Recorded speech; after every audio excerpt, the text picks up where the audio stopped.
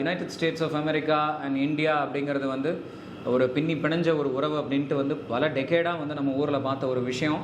But then அந்த American dream எல்லாமே chatter ஆகிட்டுருக்கு அப்படிங்கிறத வந்து நம்ம வெவ்வேறு சந்தர்ப்பத்தில் வெவ்வேறு மாதிரி நம்ம வந்து பேசியிருக்கோம் நம்ம சேனலில்.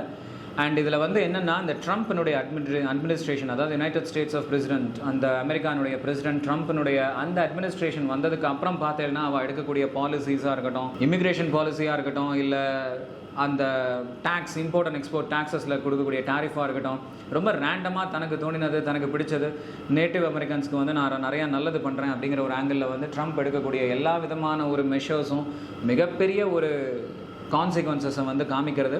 நிறையா ராயட்ஸ் வருது, நிறையா வந்து ப்ரொட்டஸ்ட், தர்ணா எல்லாமே வந்துட்டுருக்கு.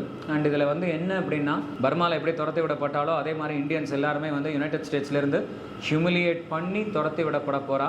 அதுக்கான ஒரு ப்ரிகர்சர் தான் வந்து இந்த $100,000 வந்து சார்ஜாக வந்து H1B விசாவுக்கு போடுறது. அது ரெனுவல்கா இல்லை ஃப்ரெஷ் விசா அப்ளிகேஷன்ஸ்க்கா எந்த விதமான கிளாரிட்டியும் கொடுக்காம ப்ரெஷர் மேலே ப்ரெஷராக போட்டு எட்ஜில் உங்களை தள்ளி அதுக்கப்புறம் ஹியூமிலியேட் பண்ணி அப்படியே உங்களை வெளியில் அனுப்புறது தான் பிளான்.